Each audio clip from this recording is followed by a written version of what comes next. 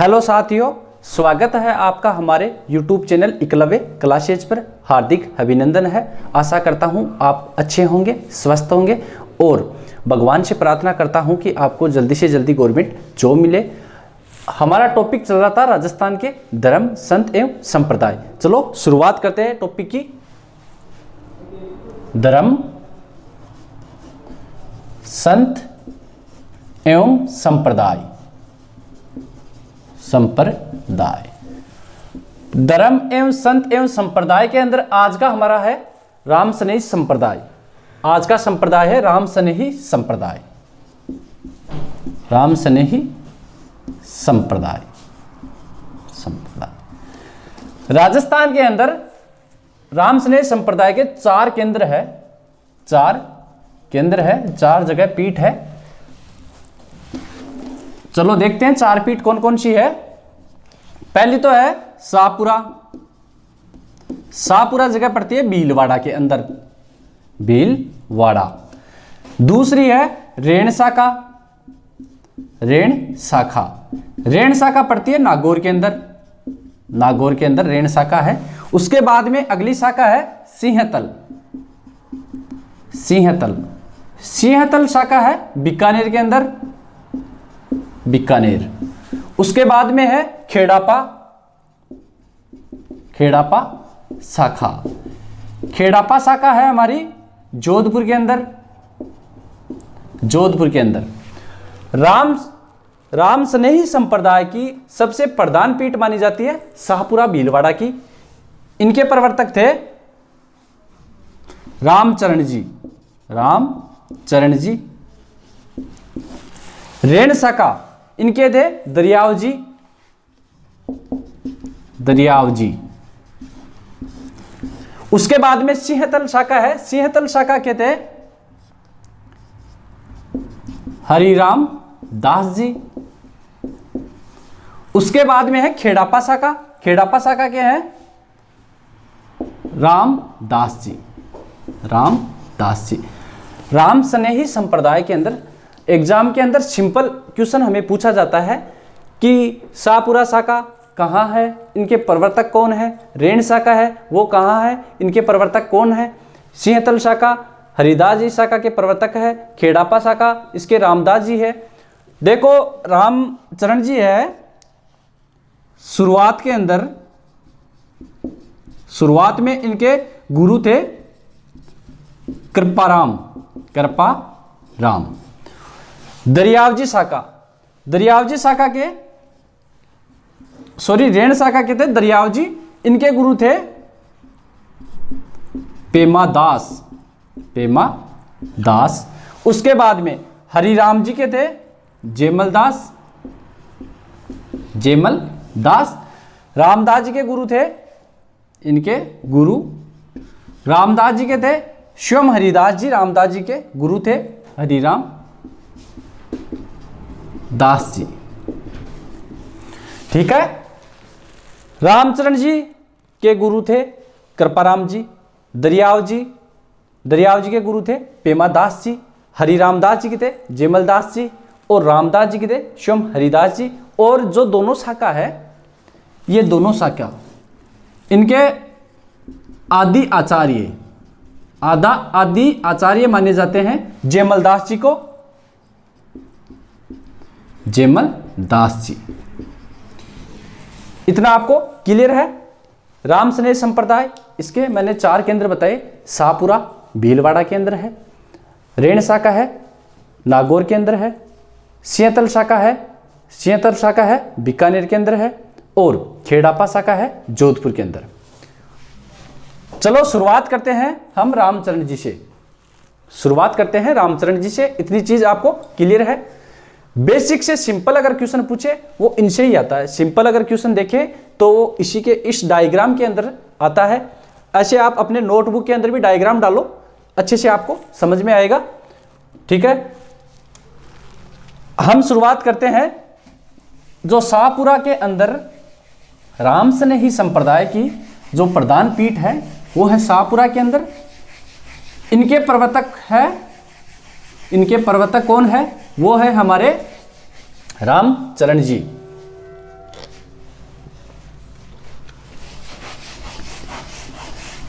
राम स्नेही संप्रदाय एग्जाम की दृष्टि से काफी मोस्ट है ये।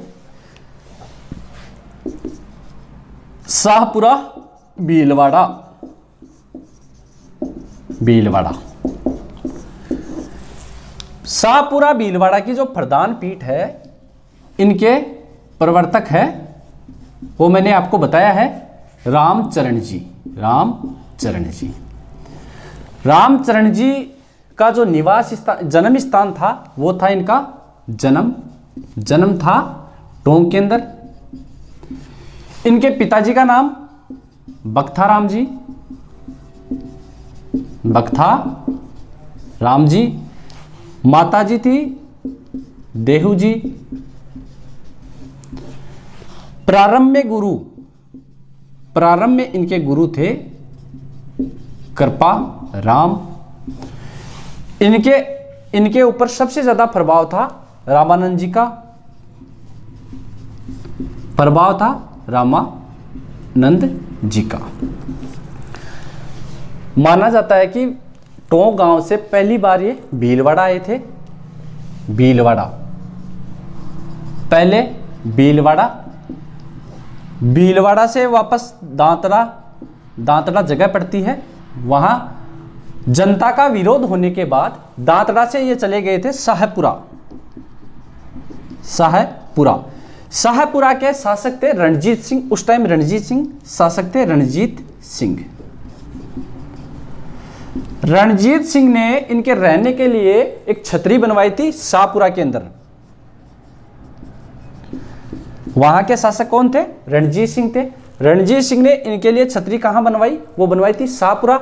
और तब से इनकी जो प्रधान पीठ है, प्रधान पीठ वो शाहपुरा के अंदर है, शाहपुरा के अंदर है। और चेत्रकर्षण एकम से लेकर चेत्रकर्षण 1 से लेकर चेत्रकर्षण 5 तक एक फूलडोल उत्सव मनाया जाता है। एग्जाम में बहुत बार पूछा गया कि फूलडोल उत्सव कहाँ मनाया जाता है, या कब मनाया जाता है, या कितने दिन मनाया जाता है। वो है फूलडोल उत्सव।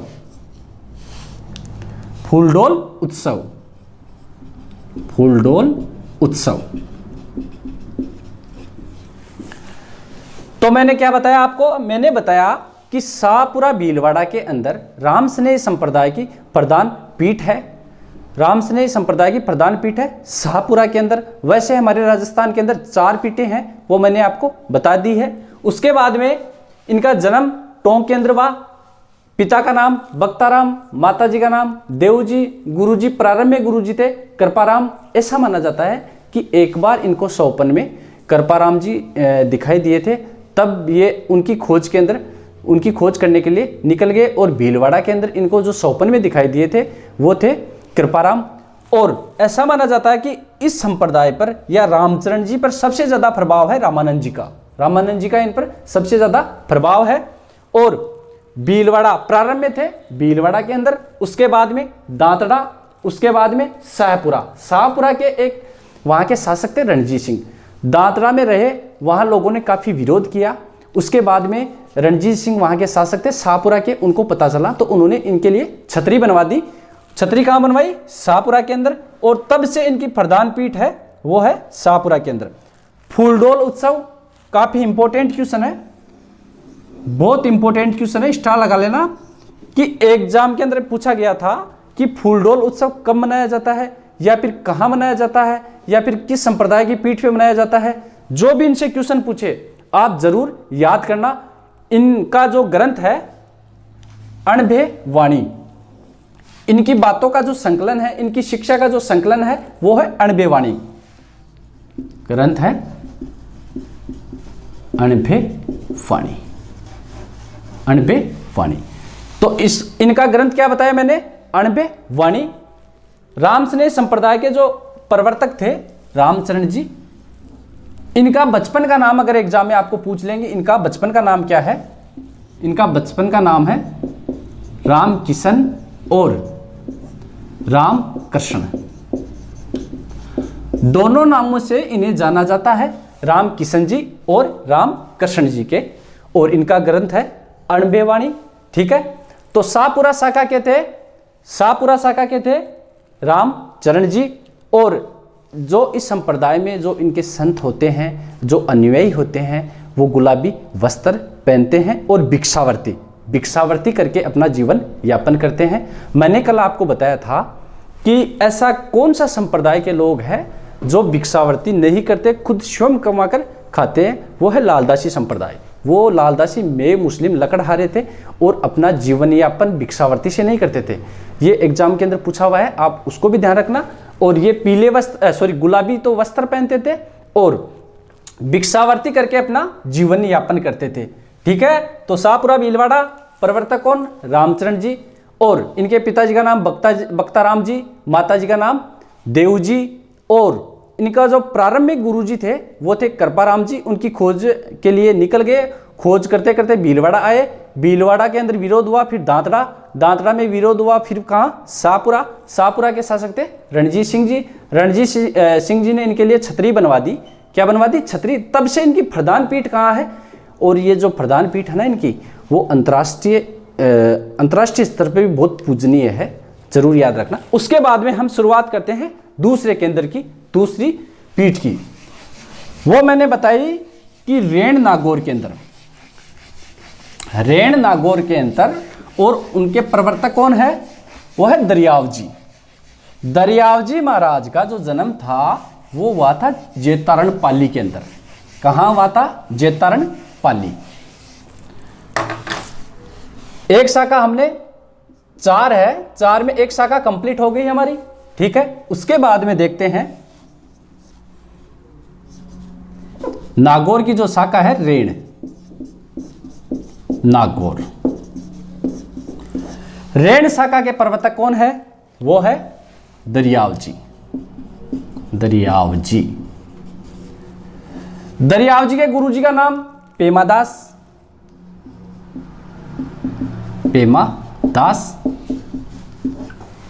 इनका जन्म जेतारण जगह पड़ती है, जेतारण पाली।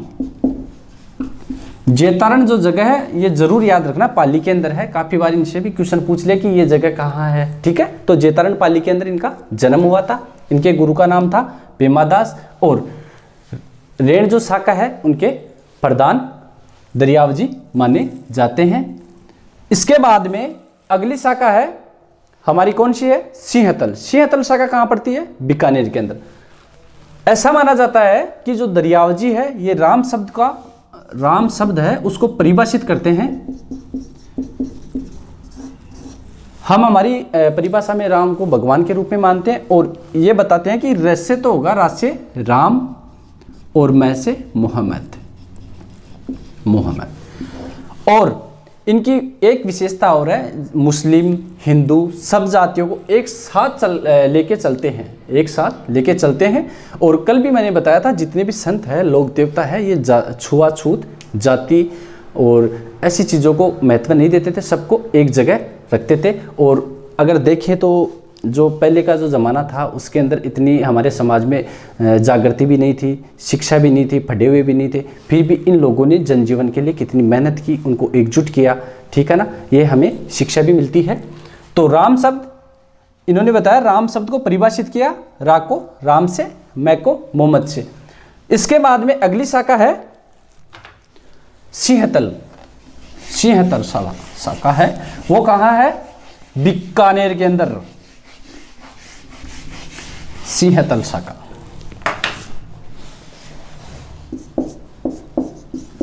सिंहतल शाखा बीकानेर के अंदर है। बीकानेर के अंदर जो सिंहतल शाखा है उनके प्रवर्तक है हरि रामदास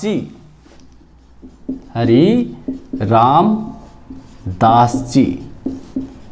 इनका जन्म पूछ ले, इनका जन्म भी बीकानेर के अंदर है। इनके गुरु का नाम पूछे, वो है जेमलदास। जेमलदास इनके गुरु थे, और जेमलदास के गुरु कौन थे? वो थे दीवान माधोदास।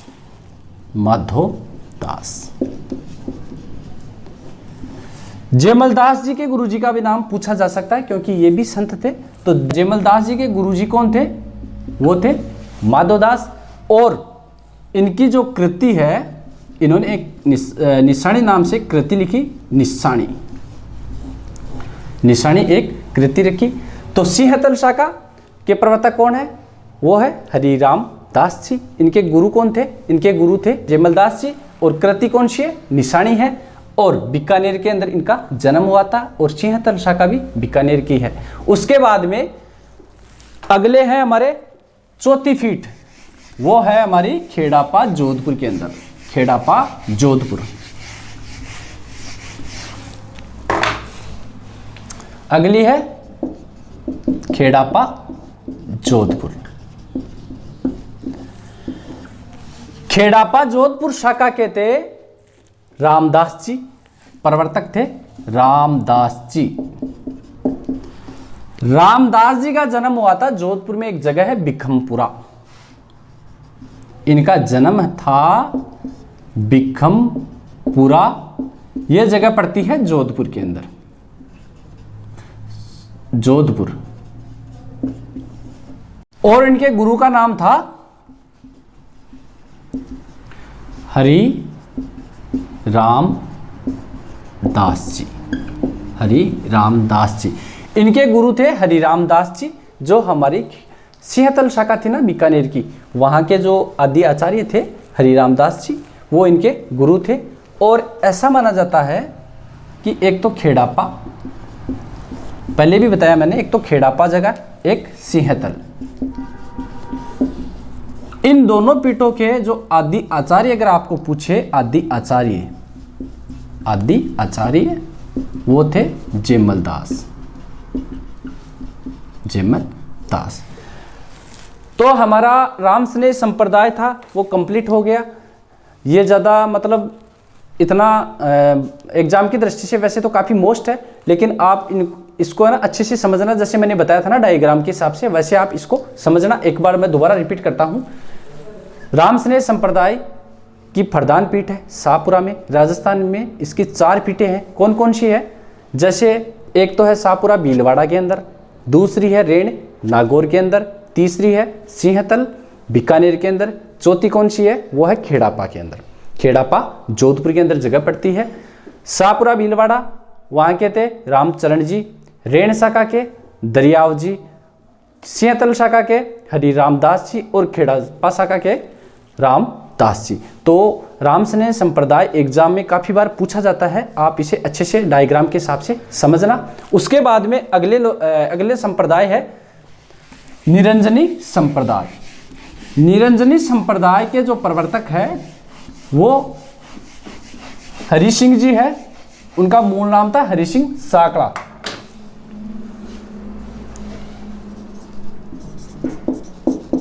हरि सिंह और वैसे हरि दास जी, हरि दास जी।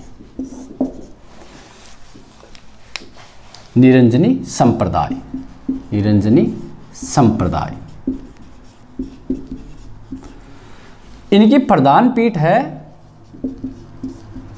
गाढ़ा डीडवाना नागौर। इनकी प्रधान पीठ है गाढ़ा डीडवाना नागौर के अंदर। मूल नाम था हरि सिंह सांखड़ा, मूल नाम था इनका हरि सिंह सांखड़ा। हरि सिंह सांखड़ा हरिदास जी के नाम से जाने जाते हैं, निरंजनी संप्रदाय के प्रवर्तक माने जाते हैं। प्रधान पीठ है गाढ़ा डीडवाना नागौर के अंदर। और इनका साहित्यिक कृति थी मंत्र राज प्रकाश, मंत्र राज प्रकाश इनकी कृति थी। उसके बाद में हरिपुरुष की वाणी एक कृति और थी, हरिपुरुष की वाणी, हरिपुरुष की वाणी। जितने भी संत मैंने बताए उनकी कृति जरूर याद रखना, एग्जाम में काफी बार इनकी कृति पूछी जाती है। तो ये सिंपल सा था। हरि सिंह सांकड़ा इनका मूल नाम था, हरिदास जी थे और निरंजनी संप्रदाय इन्होंने चालू किया। इनकी जो प्रधान पीठ है वो है गाढ़ा डीडवाना नागौर के अंदर है। कृति है मंत्र राज प्रकाश, हरिपुरुष की वाणी। ठीक है। और वैसे इस संप्रदाय के एक तो निहंग और गृहस्थ, वैसे इंपॉर्टेंट नहीं है, देख लेना। दो अनुयायी जो थे वो दो प्रकार के थे, एक तो निहंग, एक थे गृहस्थ। उसके बाद में हम हमारे टॉपिक की शुरुआत करते हैं। अगला संप्रदाय हमारा है विश्नोई। विश्नोई संप्रदाय नाम सुना होगा आपने, विश्नोई संप्रदाय। विश्नोई संप्रदाय एक ऐसा संप्रदाय है जो हमारे पेड़ पौधे, वृक्ष आदि के लिए बलिदान करने के लिए संप्रदाय देश विदेश में काफी प्रचलित है और अंतर्राष्ट्रीय ख्याति प्राप्त है। विश्नोई संप्रदाय, विश्नोई संप्रदाय, विश्नोई संप्रदाय। विश्नोई संप्रदाय के प्रवर्तक कौन थे? जाम्बोजी, जाम्बोजी। विश्नोई संप्रदाय के प्रवर्तक आपको पूछ ले, वो थे जाम्बोजी। इनका उपनाम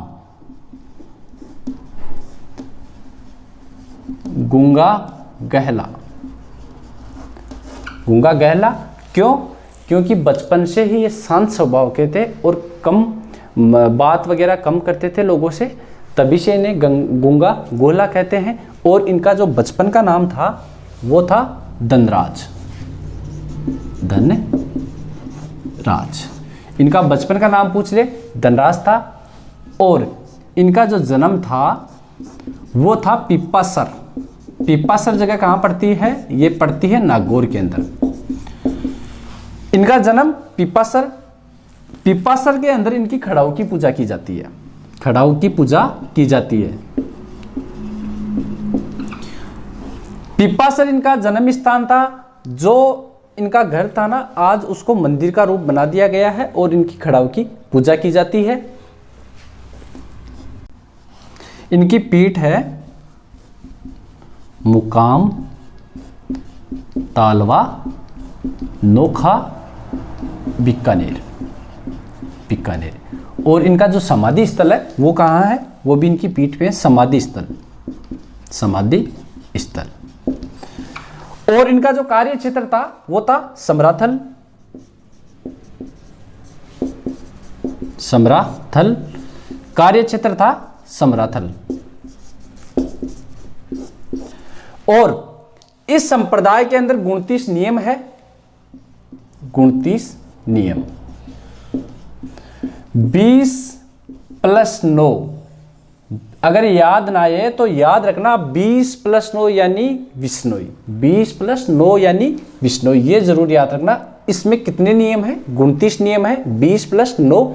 जाम्बोजी, इनका बचपन का नाम मैंने बताया धनराज, उपनाम गूंगा गहला, क्योंकि ये कम बात करते थे, लोगों से कम बात करने के कारण गूंगा और गहला इन्हें बोला जाता था। जन्म पीपासर नागौर में, और इसलिए मैंने आपको बता भी दिया एग्जाम की दृष्टि से कि खड़ाऊ की इनकी पूजा कहाँ की जाती है। वो इनका जन्म स्थान है पीपासर नागौर के अंदर। पहले जो इनका घर था उसको आज मंदिर बना दिया है और इनकी खड़ाऊ की पूजा की जाती है। और इनकी जो पीठ है वो है मुकाम तालवा नोखा बीकानेर में। इनका जो कार्य क्षेत्र है वो समरातल है। धोक दोरे, एक जगह है धोक दोरे, धोक दोरे। माना जाता है कि विश्नोई संप्रदाय की शुरुआत इन्होंने इन धोक दोरे स्थान से की थी। और इनका जो उपदेश क्षेत्र है, उपदेश क्षेत्र, उपदेश क्षेत्र वो है साथरिया, सातरिया। उनका उपदेश क्षेत्र है वो है सातरिया। और इनके पिता का नाम था लोहट और इनकी माता का नाम था हंसा। एक बार लिख लो, वैसे एग्जाम में पूछा तो नहीं जाता लेकिन एक बार लिख लो, पता नहीं। पिताजी थे लोहट, माताजी थी इनकी हंसा। इनका जन्म कृष्ण जन्माष्टमी को होने के कारण इनकी माता ने इन्हें कृष्ण का अवतार माना था। इनका जन्म था वो था भाद्रपद कृष्ण अष्टमी।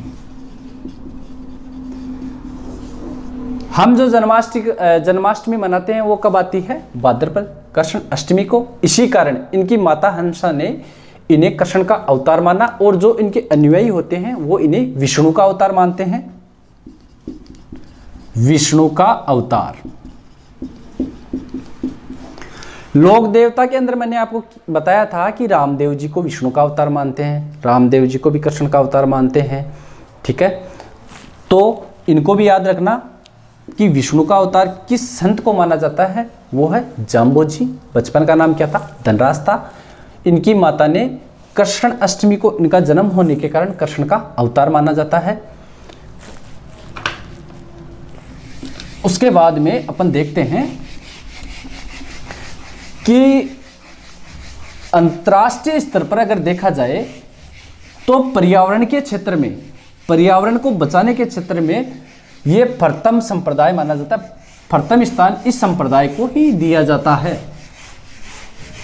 पर्यावरण रक्षक, पर्यावरण रक्षक संप्रदाय माना जाता है,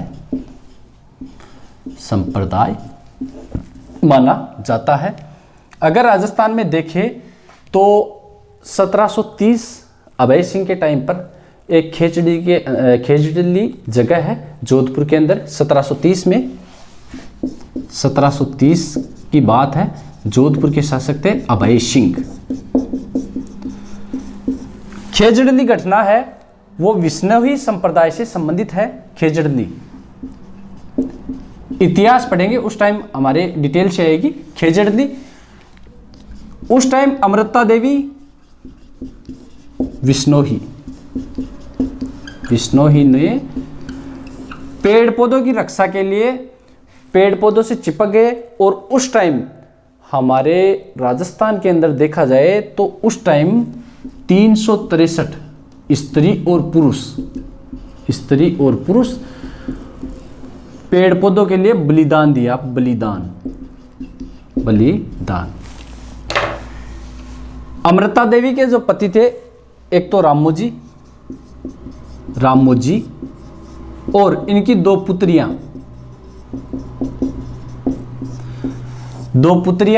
और 363 में 294 तो थे पुरुष और गुणंतर थे महिला। खेजड़ी दिवस विष्णोई संप्रदाय से संबंधित है। पेड़ पौधों की पर्यावरण रक्षक यह संप्रदाय माना जाता है। उस टाइम 363 स्त्री पुरुष थे, और अमृता देवी के पति थे रामोजी, दो पुत्रियां, इन सहित टोटल लोग कितने थे? 363 थे, उनमें 294 पुरुष थे, गुणंतर महिला थी। और अगर याद करें, एक जगह पड़ती है जोधपुर के अंदर, 1604 की घटना है। दो महिला थी, कर्मा और गोरा। पहली बार पेड़ पौधों के जो बलिदान के लिए दो महिला शहीद हुई थी, कर्मा और गोरा। और खेजड़ी की जो घटना है उससे संबंधित है अमृता देवी विष्णोही। और एक जगह और पड़ती है जोधपुर के अंदर, पूछो जी थे, वहां पेड़ पौधों के लिए अपना बलिदान दिया मूचो जी ने। तो रामसने संप्रदाय की मैंने 4 पीठें आपको कंप्लीट करवा दी। उसके बाद में मैंने हरि सिंह सांकड़ा है या हरिदास जी, वो थे निरंजनी संप्रदाय से। उसके बाद में मैंने बताया आपको विष्णोई संप्रदाय। विष्णोई संप्रदाय 20+9 29 नियम होने के लिए इनका नाम पड़ा विष्णोही। और इस संप्रदाय के लोग पर्यावरण रक्षक माने जाते हैं, पर्यावरण सहयोगी माने जाते हैं, पेड़ पौधों की रक्षा करते हैं। खेजड़ी की घटना हुई थी, उसके मेन सहयोगी थे अमृता देवी, उनके पति थे रामोजी, उनकी 2 पुत्रियां थी। टोटल लोग 363 थे। और कर्मा और गोरा, पहली बार पेड़ पौधों के लिए बलिदान हमारे राजस्थान में दिया कर्मा और गोरा ने, उसके बाद में दिया बूचो जी ने। ठीक है, तो हमारा जो संत संप्रदाय का टॉपिक था वो कंप्लीट होने की तरफ है। 2 वीडियो डाल दिए, एक आज है, शायद कल तक पूरा कोर्स आपका हो जाएगा। और मोटी मोटी चीज और है विष्णु संप्रदाय में, वो और बता देता हूं।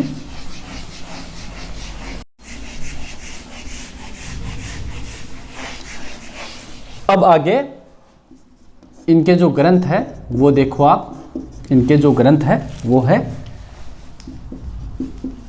विश्नोई धर्म प्रकाश,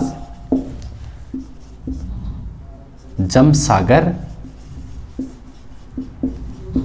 जम संहिता, जम संहिता। और इनके अन्य स्थल, एक तो मैंने बता दिया था कि बिपासर के अंदर इनकी खड़ाऊ की पूजा होती है। एक क्षेत्र है जाम्बा, फलोदी, एक है रामड़ावास, वास, ठीक है। तो इनके जो प्रधान स्थल कहाँ है, मुकाम नोखा मंडी है बीकानेर में, वहाँ है मुकाम, तालवा के अंदर है, वहाँ इनका समाधि स्थल है। इनका जन्म हुआ था पिपासर में, वो है नागौर के अंदर, जामा है फलोदी, और एक जगह है रामड़ावास, ठीक है। और इनके जो ग्रंथ है वो विष्णु धर्म प्रकाश, जमसागर और जम संहिता। ये जरूर याद रखना, काफी बार एग्जाम में क्वेश्चन इसके अंदर से पूछा जाता है। और 120 वाणियाँ भी प्रसिद्ध है इनकी, 120 वाणियाँ, 120 वाणियाँ भी इनकी प्रसिद्ध है। तो पेड़ पौधों की रक्षा करने के लिए विष्णु संप्रदाय जाना जाता है। आज हमारा संत और संप्रदाय का जो मैंने आपको बताया है, मैंने काफ़ी अच्छी तरीके से आपको आज समझाने की कोशिश की है। और जिस तरह मैंने आपको डायग्राम लिखा के बताया है ना, उसी तरह आप अपने जो नोट्स बनाओ उसमें उसी तरह उस डायग्राम को बना के बढ़िया से नोट्स बनाओ। और ये ज़्यादा बोरिंग टॉपिक नहीं है, घबराने की जरूरत नहीं है, मैं बढ़िया से आपको एक्सप्लेन करूँगा। बढ़िया एग्जाम के अंदर ऐसे मान के चलो कि हर एग्जाम में 2 या 3 क्वेश्चन इनसे पूछे जाते हैं। और वीडियो आपको कैसा लगा कमेंट बॉक्स में हमें ज़रूर बताएं। और कल ये चैप्टर कंप्लीट होने की ओर है, उसके बाद में आप कमेंट बॉक्स में हमें ज़रूर बताएं कि अगला टॉपिक कौन सा पढ़ना चाहते हो आप। और वीडियो देखने के लिए दोस्तों धन्यवाद।